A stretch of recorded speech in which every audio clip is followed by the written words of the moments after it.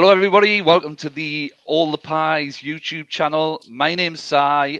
This is Kev. And for the eagle-eyed among you, you'll notice we're not alone today. We also have Mark. How are you doing, Mark? You all right? Yeah, I'm good. How are you guys? Yeah, I'm good. Really I'm good, good. mate. Really Yeah, good. Have you fucked up all the directions there? Yeah, Did I I? did. Yeah, you fucked it up from the Should we from start the again? No, nah, God no. It's going out like this. All right then, lovely. Nah, this is Well, this is there your you are. one shot.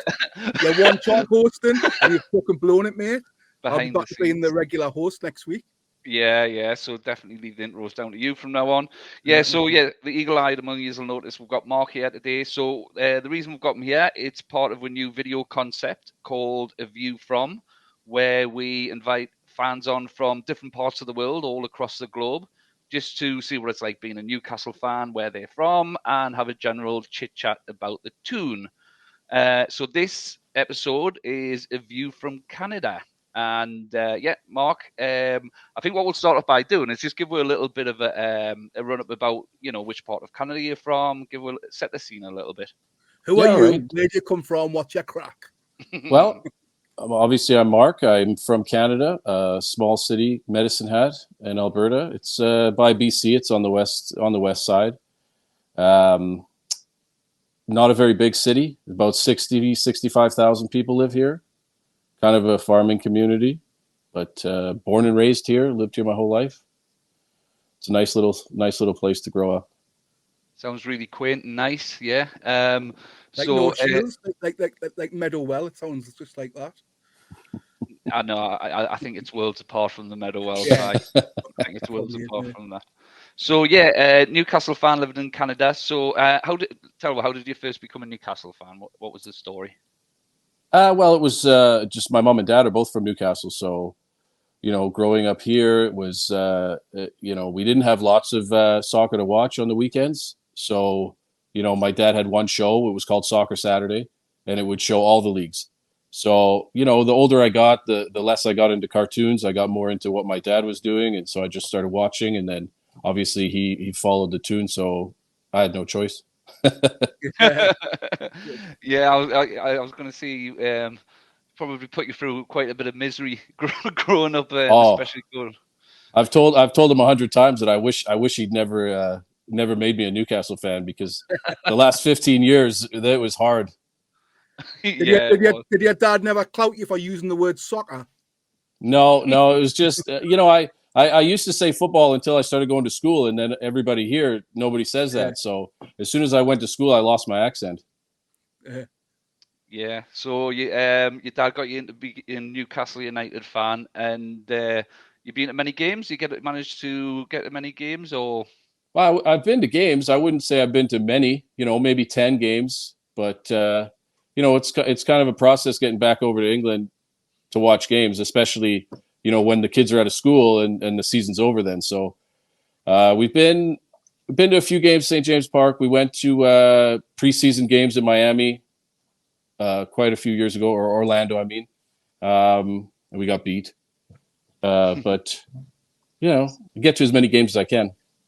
So let's go back to the start then. When was your first season that you can remember? What was your era that you look back with like fond nostalgia? Oh, it was 95, 96 was when I first started really, really paying attention to what was going on. And it was kind of in line with the internet too, because once you can get the results every week, and you're not, waiting on phone calls back from England to find out what the score was, it's a lot easier to start following and really pay attention. Yeah. So yeah, the entertainers were. What was that? Sorry. Were the matches shown over there during that time? Very rarely. So you'd get one every once in a while, and then all of a sudden, soccer took off here in Canada, and you can watch any game you want now. And it's probably been that way for probably almost 20 years, where you can really get pretty much every Premier League game every weekend. Yeah. So, but at the start in the late 90s, it was hard. You'd find a stream on the internet or something. You'd get what you could, or highlights, but most of the time you couldn't really see stuff from 96 on. Yeah. So it sort of what's the following like over there? I mean, I suppose start off maybe in your sort of town area. Is there much of a following, and probably in Canada as a whole? I know the Premier League's sort of massive across the globe now. But you'll find you'll find tons of Man City, Chelsea, Oh yeah, Man U fans. Is there much of a following for Newcastle over that end? there is, because right outside the city I live in, Medicine Hat, there's a big army base, a British army base. So there's quite a lot of British people live in Medicine Hat. When they're done their service, they stay here, because they like it. So there's quite a few English people here that are fans of all sorts of different clubs. But I've probably met 6 or 7 guys that are really good Newcastle fans that were army guys that have just stayed here. So there is a small community of us here. So have you set up your own little football hooligan Newcastle Canadian firm? I think my hooligan days are behind me, but I would have liked to, maybe in my younger years. I think it's a bit too much for me now. I can just imagine a tribe of middle-aged Geordies from riot in a small quaint Canadian town. Yeah, but it's also sorry, mate. With the time difference, what time is like a 3 o'clock kickoff for you? So on the weekends now, Saturday games, the first games, the early games, 5:30 in the morning here, right? And then the main games start at 8 in the morning, and then the later games 10:30 in the morning. So there's been some times, I'll tell you, I've got up -40 outside here in Medicine Hat, and I always go to my mom and dad's house to watch the games. I never watch the games at my house. My brother and I always go to my mom and dad's house to watch games. And I got up at 4 o'clock in the morning to drive across town, -40, to go watch Sunderland beat Newcastle 3-0. And it's like, what am I doing with my life? I could have been in bed this whole time. Instead, I got up and I watched this absolute waste of time. Yeah. So I mean, that kind. I was going to say, what is a sort of typical match day for you? I mean, do you have like when there might be a bit of a later kickoff? For example, the last game against Forest was a bit of a later kickoff, so it took you around about 1 p.m. is your time. Yeah. You have like maybe like little sort of supporter groups that might meet up at a certain bar to watch a game, or we don't. It's basically just me and my brother and my dad that watch the games, and then we'll talk to the other guys, but not everybody. We don't try to make plans to go out somewhere, because not many of the bars and stuff here show the games. It's not a big sport in bars here, so you could go and ask, but they're probably going to say no. So you're better off just watching it at home. Right. Yeah. So do you have a drink at like 4 in the morning? Do you like to stay up late to watch the? I have a few times. Again, in my younger days, it was a lot easier to do that, but now it's like if it's an important game, like if we have a good result, then I'll start drinking. At about 9 o'clock in the morning. Yeah. Makes for a long day. You're definitely fitting well here. Yeah, I know. Yeah, because I mean, it's the same like with us lot when loads of the big boxing events, which are open nearly always.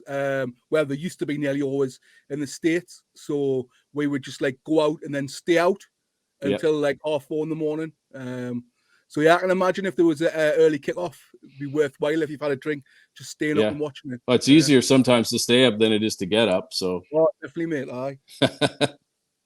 Yeah. So I mean, like you were saying, it's been a bit painful having to get up at that time and watch some of the results that have been coming over the last decade plus. However, there has been a bit of a change in fortunes, and what I was really interested to ask you about is, if we go back to a year past October and that beautiful day when we got rid of Mike Ashley and the takeover, what was it like sort of being across the pond, watching all of that sort of develop? Did you get to see much on the news of the scenes outside of St. James's Park? How was it from your perspective? Well, I'm getting goosebumps just thinking about it right now, but it was, I had to look for it. I'd only get news from Facebook and stuff. None of that, is on the news here. So I was on my phone, all day just waiting for updates, and, whether it was actually going to happen, because it felt like we've been let down a few times before that. And then it's like, okay, is it actually going to happen? Is it not? And then, when it finally happens, it's like, I was by myself. My brother was at work. I had a day off that day, and I'm sitting here by myself, and it's like, I I just need to celebrate, but I don't have anybody to celebrate with, so I'm sitting here by myself. But it was a wonderful day. Yeah, hashtag cans, no less. There was a hashtag going to cans. Well, I remember it when it happened, actually, because the day before, everyone started getting wind of, like, you know, this might be happening again. And like you rightfully said, we'd been led down the garden path a few times. And I rang Si up, and I says, look, you seen the news? He's like, yeah, I've seen it. He says, look, I'm not getting my hopes up. I'm not getting myself too excited again. Mm-hmm. Right. An hour later, I was watching Sky Sports and I hear a car beeping in the background. And I hear Si's voice in the background going, hey, He went from saying, don't get too excited, to literally 60 minutes later pulling up to the car park where Sky Sports were outside, outside of the ground. Yeah, so, Keith Downey was there. Well, what happened? I heard all the buzz and I was like, I'd just spoken to Kevin. I went, nah, I'm not getting carried away this time. And then I looked on and Keith Downey had tweeted something and I was like, fuck this. So I said to my missus, I'm just nipping out a minute. And then the next thing she knew, because I had Sky Sports News on in the bedroom, the next thing she knew, me saying I'm nipping out, to literally 20 minutes later, I was on TV going, it's amazing. I can't believe it that it's going to happen. I know. Yeah, he got interviewed on Sky Sports. I was sitting watching. I was like, "Is that Si?" I was like, "I just spoke to him." It was a great time. Yeah, it's hard to contain yourself, though. It is, man. So you're saying like there's no one to celebrate with, like, obviously if you're over there and that. Did you not like go on like Twitter and join like the communities or Facebook groups? And, no, I follow I follow loads of TOON Army groups on Facebook and stuff like that, and there are some in Canada, but there aren't really any.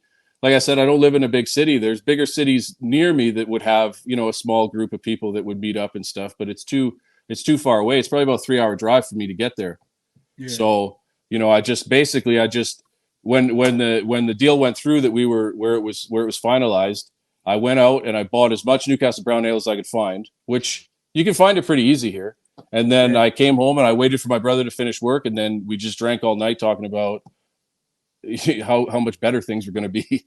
Yeah.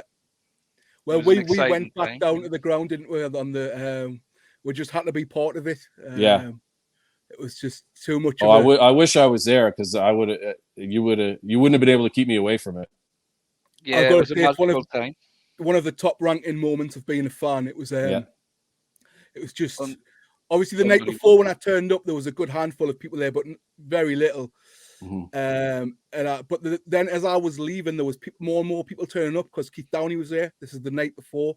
Yeah. And then when it went through that day, I thought, fuck me, that place is going to be bouncing. We'll have to get there regardless. Because Kev was like, I'm not sure. I work this, work. I was like, fuck off, we're going Haway. Flew straight up and it was amazing. Didn't really give us an option, just turned up in my house with a car beeping. I was like, Haway, we're going. I've got some cans. No alcoholic. I was driving, obviously. You would have regretted it if you didn't go, though. Oh, exactly, mate. Exactly. Yeah. It was magical. Even Sam Fender turned up, and he's saxophonist playing a local hero. It was, it was certainly a moment I'll never ever forget. It means a lot to the people in Newcastle, you know. So everybody, it doesn't matter how famous you are, everybody wants to be there and be part of something. Yeah, I mean the club's the heartbeat of the city, isn't it? Yeah. And you know, like you said, you know your parents are from Newcastle. Your dad's a big Newcastle fan, and if your dad's a Newcastle fan, you've got no option but to be a Newcastle fan. No choice. It's not even up for debate. Yeah. But since that, did your dad have you in like black and white baby grows when you were a kid? Oh yeah, no, all of them. Even I've got like the tracksuits from the '80s that my kids wear now. Yeah, you know, they've managed to stand the test of time, and they still wear them. And I've apologized to my boys already for the inevitability of them being Newcastle fans. Yeah, definitely. Well, I would stop them wearing them now. They're worth a fortune on eBay. Like, I thought that. I've got a tracksuit jacket from 87 in near mint condition, and I thought, I thought that. So I think I'll pull it out of his closet and I'll hold on. Definitely. There's ones from like 95, 96 are going for like 600 quid. Some of the ones in better condition. Ones from the 80s, you just can't find them. Mm-hmm. You can only find the reproduction ones. Yeah. You can't find originals for love nor money anywhere. Yeah. They will be worth. Some fans who are collectors of the retro gear will pay an absolute arm and a leg for those. Yeah, I bet they would. Not that you want to sell them, but it's worth if you want to cherish them and keep them good. Yeah. Save them for like special occasions for the kids. Yeah. Yeah. Which, fingers crossed, will have plenty Yeah, more. I think you're right. I think so. Yeah. Well, which needs on. Yeah. Yeah, I was going to say, Kev, you already had it. I cut you off in host mode. I'm going to let you take that because I was about to cut you off. No, I was going to say it moves on nicely to the next point. I mean, since that Hallowed Eve, we're sort of turned around 180. We went from the down in the dumps to one of the best forms in the league, and it made your early mornings a little bit more worthwhile, no doubt, Mark. Big time. Oh, absolutely, yeah. So the turnarounds. I've never seen anything like it. It's just the whole mentality of the club has totally changed, and everybody buys into Eddie Howe's plan, and it works so well. Yeah, and I mean, what I guess I'd like to know is what have been some of the highlights post takeover in terms of games? Do you have certain games that watching from afar really stuck out? Is whether they be turning points or just get-ins? Well, there's been lots actually.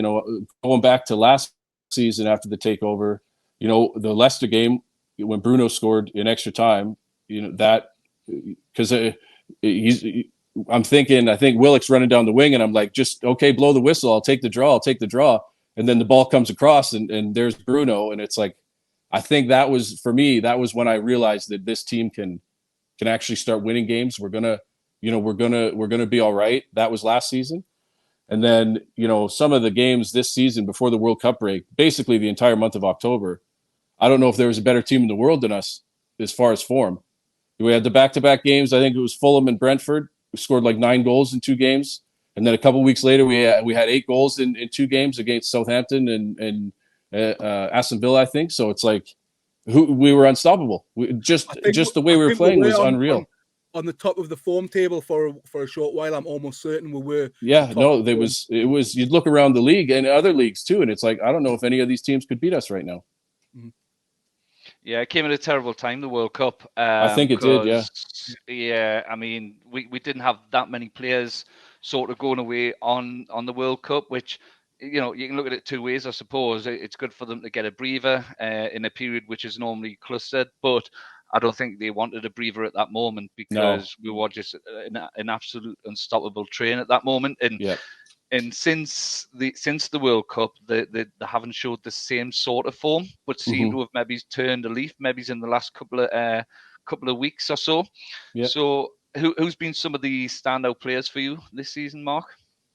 Apart from the obvious ones like Bruno, and I think Joe Linton has been immense this season in that midfield. Our midfield, I think, it hurts a lot of other teams, coming to Newcastle and then trying to get through that midfield. And then if you do happen to get through the midfield, I think Baltman and Shar as center backs have just been a brick wall. Our defense as a whole line has been good, but those two in the middle have just been incredibly consistent and really hard to get by. So, Almiron, Miggy, he's been amazing, but we've always loved Miggy just because he works hard. It seems now there's, he's getting a benefit of all that hard work and a little bit of confidence. And now he's really turned into a huge player for us. Back on the score sheet last week as well after so really good to see. I couldn't agree with you more. And I think you hit the nail on the head with the comment about Miggy about being confident. He's such a confidence player, isn't he? When he went through that spell where he couldn't stop scoring, and it's such everything he hit was going in the net. It didn't matter what half volley, 30 yards. It didn't matter. It was going in the net. Any angle at all. Yeah. Just, taking players on, and I felt he was maybe he's about to start, hitting those straps again. I know he's been under pressure a little bit from Murphy for his place in the team, but when he came on as a substitute and scored that goal, he looked back to his sort of close to his best again, and now it's looking as though this injury may actually go for about 6 weeks. So he's been a little bit lucky in that area. But whenever a door closes, another one opens. And I was just wondering what you thought of the recent performances of both Murphy and Anderson in the last match. I've got loads of time for Anderson. I think Anderson's going to be a big time player for us. He's just got loads of potential. Maracana. Yeah, he just wants it so bad, and eventually it's going to pay off for him. And as far as Murphy, I've always had a good feeling about Murphy because he works hard and he seems to get into good positions. He doesn't finish as well as we would like, or as I'm sure he would like, but he always works hard and he buys into that strategy of us, attacking up the pitch. We're not backing off and giving teams the halfway line. And he's really good at really pressuring the defense right on the 18-yard box. So, he wins balls, and that's what we need is possession up there if we're going to score. And I think he's good at getting up and down the wing. He's a responsible player, and he really, really works hard. And he loves the club as well. That's he does. And that shows. Yeah, I was looking back on Twitter from I was cleaning up some of my tweets in case I ever get cancelled. I like to go through and make sure I've got everything in order. And I saw a tweet that I put about Jacob Murphy being interviewed years ago, and I was like, oh, he seems like a proper decent sound lad. Seems to love the tune. Hope he does well. And like a year ago, I would have thought that nothing's came of that tweet. He hasn't really done well, but I think he is. I think Kev, you mentioned it last episode we've done that he's starting to look a bit like he's being Eddie Howe. His confidence has definitely seems to have went up a good few notches, but also his first touch, in my opinion, is really improved. And I think that is down to confidence. He doesn't seem to be lack confidence to go in there and take on balls, receive passes, and not just pass it straight on. He seems to be confident with the ball at his feet more. And something else you get from Murphy that you don't necessarily get from Almiron, well, you don't get from Almiron at all, is a right foot, playing on the right-hand side. I think I mentioned this on the last video, maybe the one before. It's just refreshing to see somebody from a really wide area being able to put a crossing from the right with the right foot like that. It's a completely different dimension to what you get from Miggy. And I think there was a point where defences had worked out this sort of connection between Trippier and Almiron. Almiron was always going to fetch it back onto his left foot or try and get into the box. Whereas now with Murphy playing on the right, I think there's different questions to be asked. You've got two men on the right there now. Either one can cross. So if one's getting the cross blocked by the defender, it's just a ball back to the other, and you're going to get equally as good of a ball in. So it looks really sort of powerful in terms of getting crosses in from that right-hand side. Yeah, I'm glad they've stuck with Murphy, and I'm glad that he's getting a fair shot in the first team because he obviously deserves it. I don't think anybody's going to get a chance in this team that doesn't deserve it. So, if you're playing, you deserve it. So good for him. Do you think he's done enough to earn a place next season? I think so because I'm not sure how many players we can bring in this summer as far as depth players. And I think if you're looking for depth players, then Murphy's a perfect example of that. He's got a good attitude and he offers a different dynamic on that side. So I definitely think he should be playing next year. No, I 100% agree because, I mean, going back even a few months, I think he would have been on my list with about 5 others that I would have said they need to go in the summer if we're going to build on this squad, if we're going to be in Europe and challenging on different cup fronts and that. He would have definitely been one of the top contenders that I would say would have said, I think he's had his chance and maybe this level isn't for him, but I do agree that I think he has done enough to definitely earn a squad position next season. And it just takes away if there are positions that we think we do need to better. Then now on the right side we don't need to worry about it, so we can focus on somewhere else. If we've got guys like him that are willing to sit and then take the chances when they get that opportunity. Yeah. Definitely. Yeah. Before I forget, I was going to ask something before it went out of my head quickly because I'm old and fucking forgetful. We mentioned the World Cup break coming at a bad time, and then I wanted to ask. Speaking of World Cup, are you Team Canada or Team England? Where does your Oh, my allegiance lies with England. Yeah, it's always been England. I obviously want Canada to do well. You know, they've got good players, and because of the World Cup and because of Canada being a decent team now, people are more interested in soccer here. So it was nice to see random people cheering for Canada in a World Cup, because that's something that most people here have never seen happen before. Oh, it was definitely a surprise package in the World Cup. Yeah, they did well. Really good. Don't the Canadian women have a really strong team? Yeah, they do. They won the Olympics not that long ago, and they've always competed well against the States and stuff like that in the World Cups. And it was nice to see the women do well, but you just wanted to have two good teams, and it seems that they're on their way to having that. Yeah, and that's show my ignorance. So what obviously the World Cup, but like how we've got the Euros, is Canada like? Is it like the Copa America? Is that? Is it CONCACAF? It's CONCACAF. Yeah. CONCACAF, yeah. Yeah, so it's like Canada, America, Mexico are the North American teams, and then there's lots of small island countries like Jamaica and places like that are part of our qualification area. Right. And have they got far in those competitions recently? Obviously, with getting to the World Cup finals, you'd think they might. Yeah, they've done a lot better in those competitions. Like we have a tournament here that's basically just the North American teams. It's called the Gold Cup, and usually America wins it. But Canada, the last few times, have seemed to do pretty well, and they've held their own against some pretty good American teams and Mexican teams too. There's a small rivalry, I think, in the ice hockey as well, isn't there, with the Canada and USA, isn't it? Just definitely. A little bit. Well, we can't have you on without sort of talking about the dark day that was a couple of weeks ago. Newcastle United's first final in since. It wasn't a dark day, Kevin. It was an amazing day. It was a dark maybe hour or two, and then on reflection, it was an amazing day. Haway. It was an amazing day. Just I'm still not fully over it. I'm still disappointed.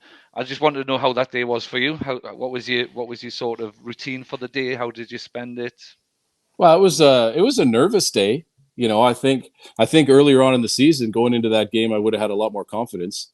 But it just seemed like at that point in the season, us and Man United were going in two different directions, and it wasn't really a good direction for us. So. I was nervous, but I thought on the day, if we play our game, we can beat anybody. And I thought we played well for most of the game, minus, a few lapses. But as far as my day to day, it was just a normal day of me getting over to my parents' house. And, it was a bigger deal at my parents' house. There was more of my family there. There was probably about 10 or 12 of us there watching the game. And it was exciting because it's just, even though the result didn't go our way, it's a step in the right direction.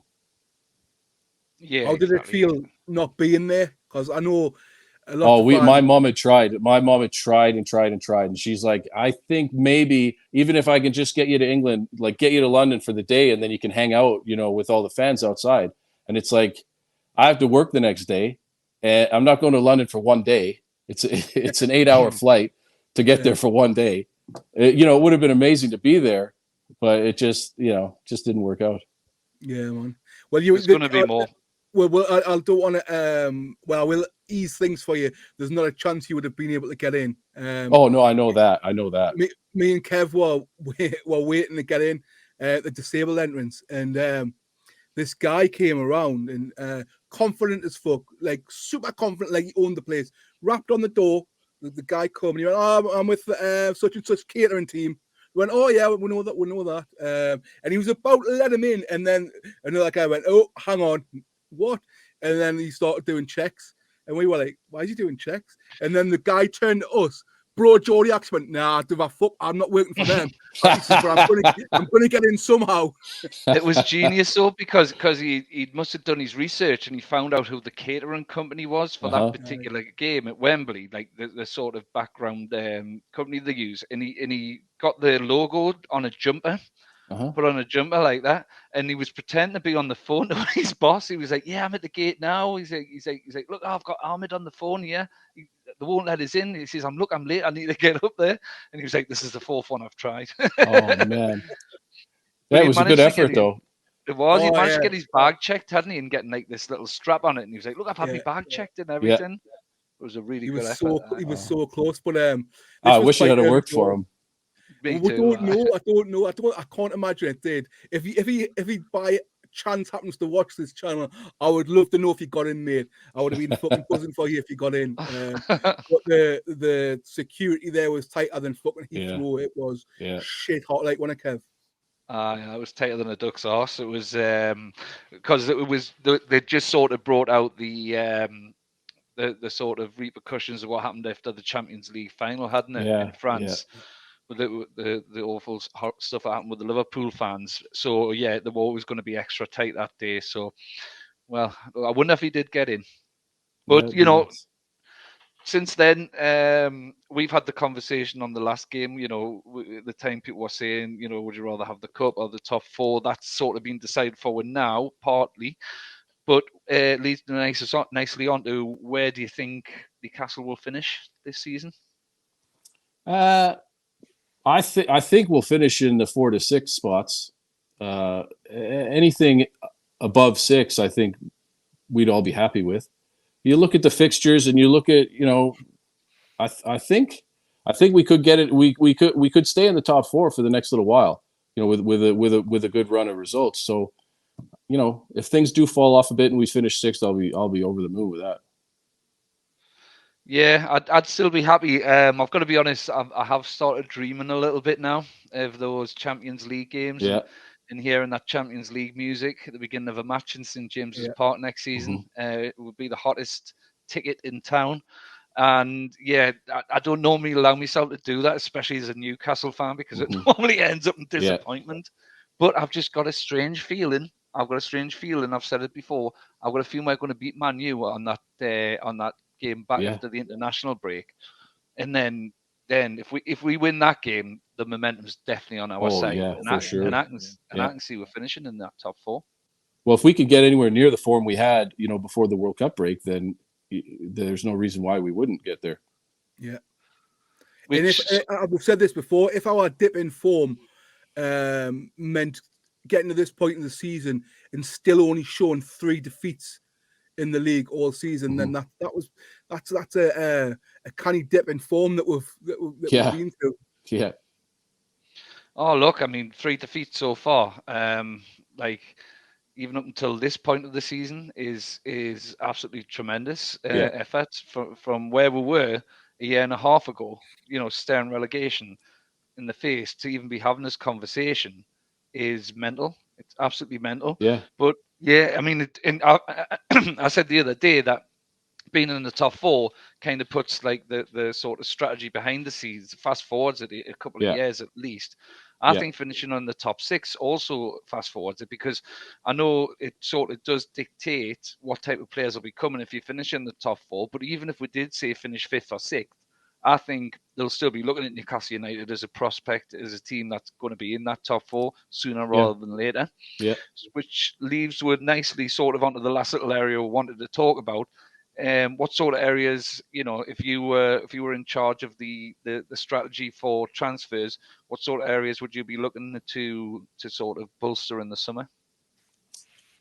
Yeah, that's it's tough because you kind of get a rapport with the players that we have, right? And then you don't want to look at them and say, oh, we need to take him out and replace him because you like them.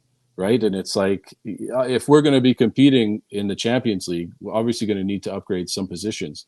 And that would include, for me, depth is important. So I want to have guys that can come off the bench that can make a difference, you know, in case something happens.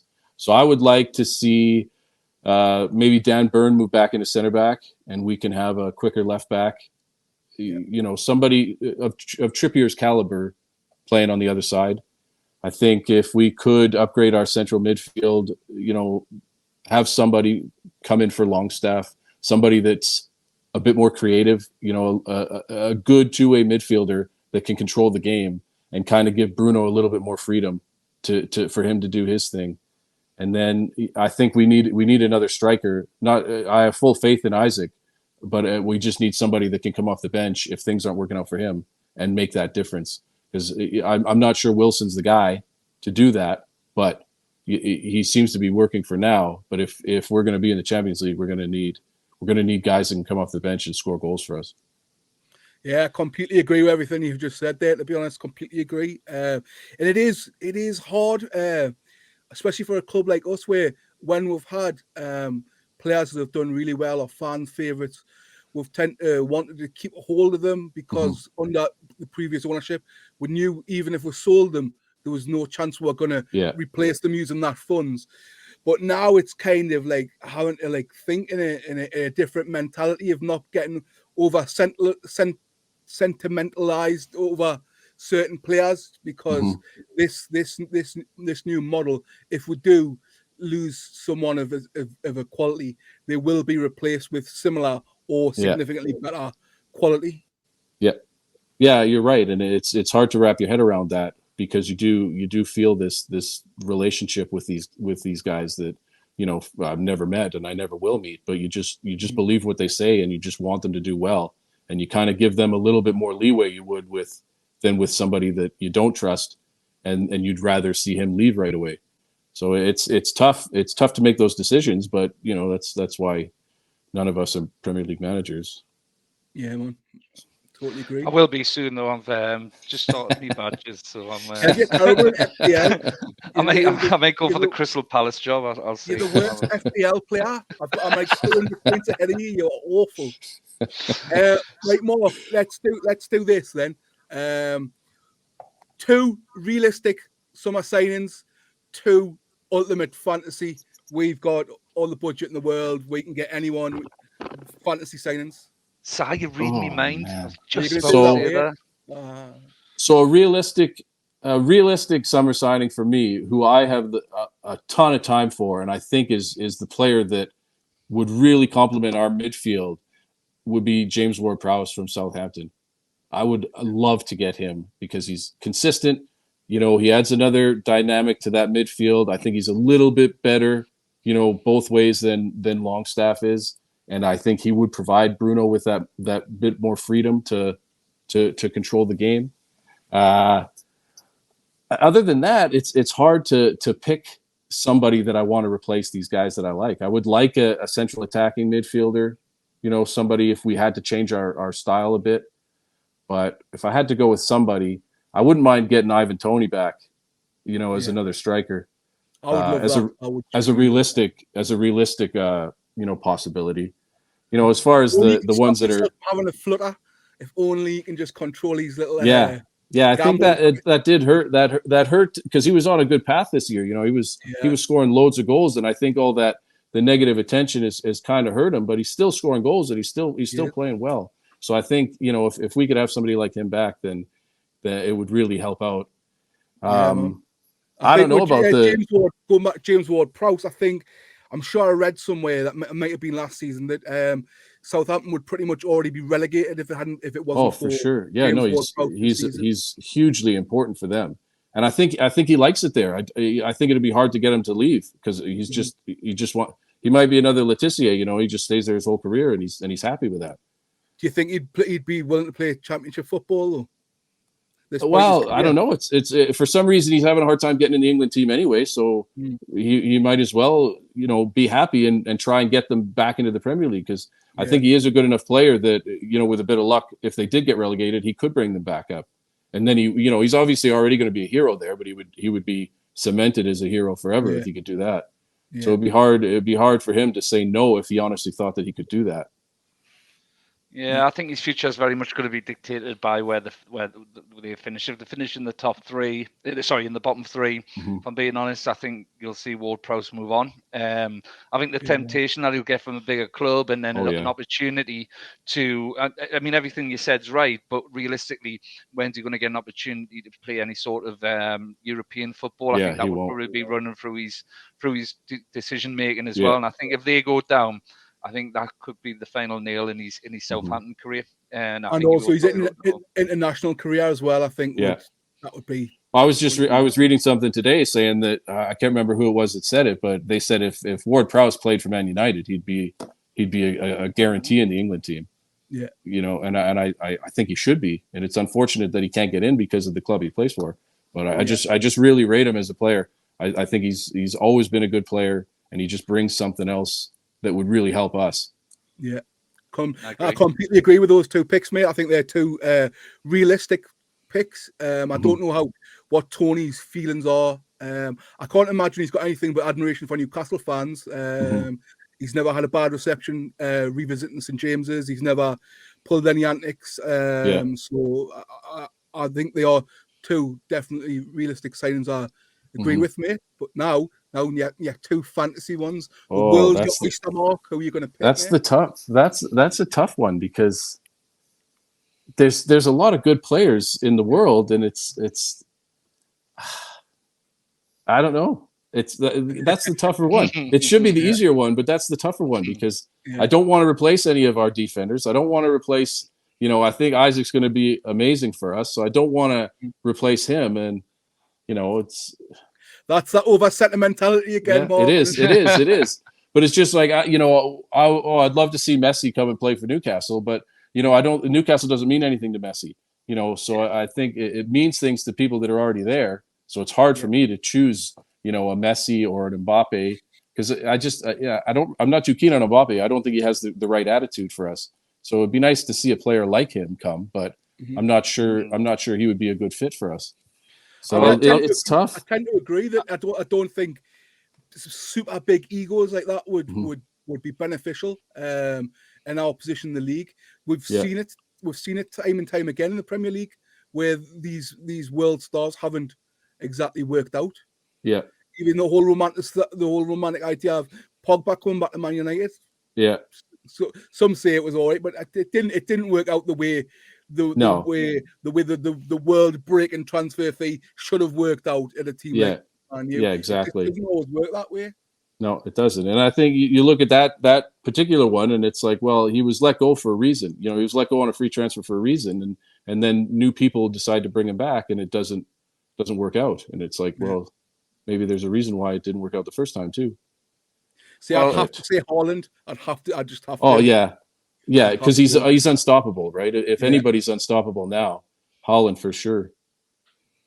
But yeah, I don't know. I think it may. See, I found it the other way around, Mark. I found it easier to pick the two sort of fantasy players. Well, that tells you something about, I'll probably we thoughts live in a fantasy world most of the time, anyways. Yeah, but I think for the fantasy ones, my two standout ones would be Jude Bellingham, and I'd probably go for Osimhen.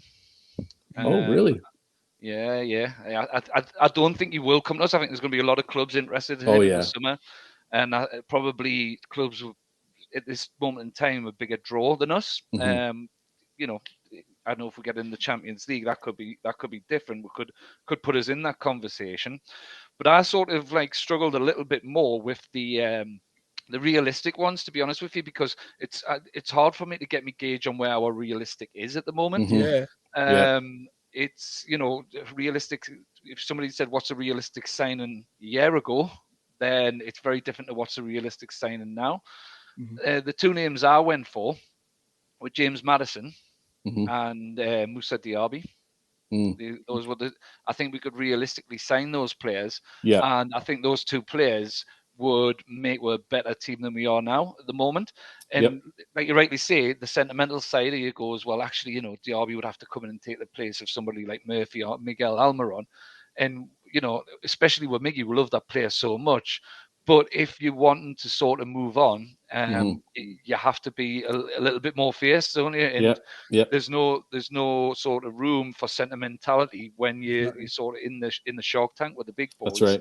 Yeah, you've got to sort of move with the times. So, what about I would love to get both of those players. I would love to take even Harvey Barnes from Leicester City too, because I think he complements that our work ethic and our style of play too. And again, getting back to that depth, where if we can bring in players like that, and now we've got somebody like Miggy, who's raring to go, and he's coming off the bench, and then you've got somebody like Maddison coming into the central midfield when we need a goal or something. That's the type of player you need to come in and make the difference, rather than when we've had times in the past where we've had 3 or 4, academy players on our bench because we've got nothing. And it's like you can't bring an 18-year-old kid that's never played in the Premier League off the bench and expect him to change the game. Yeah. Exactly. And like you right to say, that's where the depth comes from. These players that have been really strong for at the moment, they will then become the guys coming off the bench, and then all of a sudden you're looking at the bench and going, oh, actually, that's a strong bench. Yeah. Game-changing bench.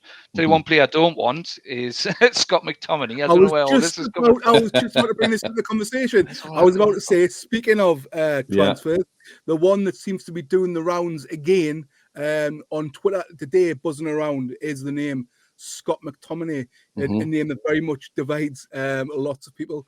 Mark, what are your instant Actually, thoughts I don't mind Scott McTominay as a player. I don't want him at Newcastle, but I don't mind him as a player. I think he plays that position. It was the same as Isaac Hayden. He plays a really underappreciated position. You don't get any credit when you do a good job.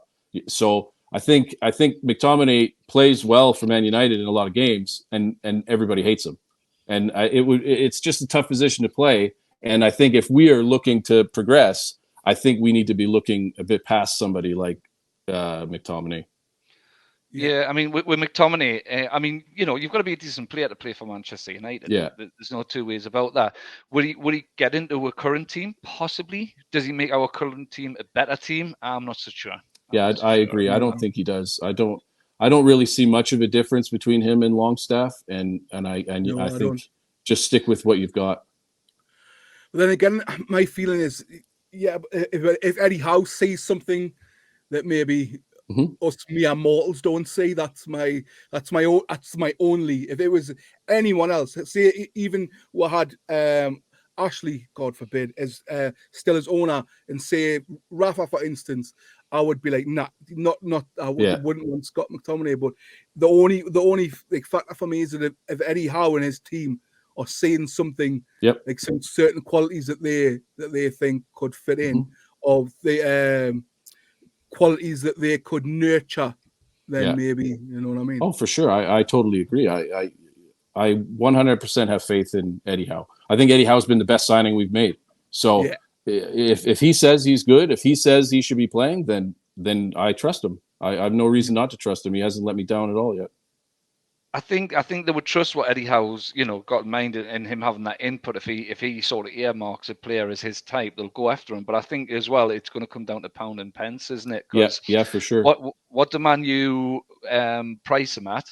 What are the price him at to a fellow top 4 rival? Yeah. And what are the price him at to a top 4 rival who's also the richest club in the world? You know what I mean? So is that the type of player you want to be paying a premium on? No, exactly. If you're going to overpay for players, if you get him for a decent price, then go for it. But if Man United start going, actually they're interested in the player, and start putting like a 50 million price tag or something like that, then I think you move on very quickly. Oh, absolutely. Yeah. There's no doubt that you would move on because, I think when Eddie Howe was pursuing Botman, there wasn't any other option. You wanted Botman. That was it. We didn't get him when we wanted him. We had to wait a little while. And obviously he's turned out to be amazing. He's immense. He's probably going to end up being one of the best Premier League defenders in the next couple of years. So he was 100% right on that decision. So just trust him. But you're right, Kev, if it comes down to the money, and I'm sure he's on a huge wage at Man United already, which we're going to have to match or better, we can get a player for half that money that's going to do the same job. Why, if he's not going to be a game changer, if he's not going to come in and move us to the next level, then I don't think he's absolutely necessary to have. And going on the other side of the scale from what you've just said, Mark, look at last summer, the name on everybody's lips, fan base, not out of the club, was Paqueta. Yeah. And it just seemed like Eddie Howe didn't fancy him. There was no real, even when he was seen spotted in a Newcastle shirt in Bruno's back garden, do you know what I mean? There was still no talk from the club officially. But us as fan base were like, we have to sign him. I didn't even know who he was. All I knew was that he was Bruno's pal, and I was like, wicked, get him in. But look at his do you know what I mean? His first season. For sure. It hasn't gone the way that he wanted it to, I'm sure. And maybe things might have been different if he'd come to Newcastle and he got to, live with his best friend and maybe felt a bit more comfortable. But I still think Eddie Howe made the right decision, and you know, whoever he brings in, I'm going to back him until there's no reason to back him anymore. Yeah, exactly. 100%. Well, that brings us to the 50-minute mark, Mark. So, thank you very much for coming on. I'd love to have you back on in the future, mate. Yeah, I had a blast. We are starting a new series on this channel for international breaks in pre-season and whatnot, called My Favorite 11, where you get to pick your favorite ever. They don't have to be the best. They have to be just your personal favorite 11, and then you do a bench as well, a bench of 4. So we'd love to have you back on for that. Yeah, absolutely. As a final question, kind of leading on from that, can you give one pick? Can you pick your favorite all-time Newcastle player? Okay, so obviously I think everybody's going to say Shearer is their favorite, and Shearer is my favorite. So I'm going to go a bit away from that, and I'm going to pick Peter Beardsley as my favorite Newcastle player of all time. And you don't even need to explain why, because we all know why. Everyone who's watching knows why. Before there was Messi, there was Pedro. Like everybody knows that. Yeah. And you would have been, so were you of the age where you got to see Beardsley play it? Yeah, so I didn't get to see him live, but I was really becoming a fan, you know, when he was at the tail end of his Newcastle career. So I did get to see a bunch of like highlight videos of the 95-96 season, you know, where he was still playing for us then. So, but I didn't get to see him live, no. Got a funny little story about Peter Beardsley, actually, before we finish off. So I think it was, you remember Marty? Yeah. So he told us this story, and says he was out with his brother in, I can't remember which bar it was, one of the bars in town anyways. And there was a couple of the Newcastle United players out. Andy Cole and Peter Beardsley was there. No, Peter Beardsley doesn't drink. So, you know, he was out there just as, you know, the camaraderie and spend time with the team and everything. But he obviously likes to spend his money on other things. And what he decided to spend his money on this particular night, he had like a denim jacket on with, can you remember the Warner Brothers shop in the Metro Centre? Yeah, it had a massive sequined Wile E. Coyote on the back of it, on the back of his denim jacket. So, you know, it's not something you're expecting to see. You know, Peter Beardsley in a denim Wile E. Coyote sequined jacket. That sounds wicked. That's exactly what I expect to see. Well, brilliant. So they were in this bar, right? And there must have been, you know, some Jack the Lad must have had a bit of a pop with him, going, yeah, you know, and then, you know, like, you know, get away and all that. You know, yeah, man, you've got a fucking daft dog on the back of your jacket. And apparently some lad stood in front of him and went, yeah, that's fucking Peter Beardsley, right? He wears whatever the fuck he wants. Yeah, he absolutely does. Anybody would say that. Fucking class. Well, Mark, thank you again for jumping on, mate. It's been an absolute pleasure to get to know you. And like I say, we'd definitely love to have you back on in the future if you'd be up for that. So, guys, once again, if you could hit the like button, really helps show the video all around. More importantly, subscribe. There's so many people watching these videos who aren't subscribed. Please subscribe. That would be tremendous for us. Share it around with all your Newcastle friends. That would be excellent. And Kev, I should let you wrap it up. You've been a great host for your first time hosting, mate.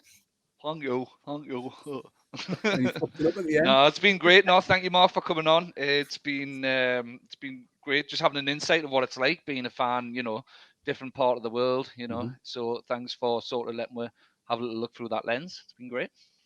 Yeah, no problem. It's been a blast for me, and honestly, I can't wait to do it again if you guys want to do anything like this again. Definitely. 100%. Definitely, mate. Wicked. Well, thank you, everyone. Thanks for watching. Remember, like, subscribe, share, and me, Kev, will see you on the next one. Cheers, everyone. Ta-ra. Come on.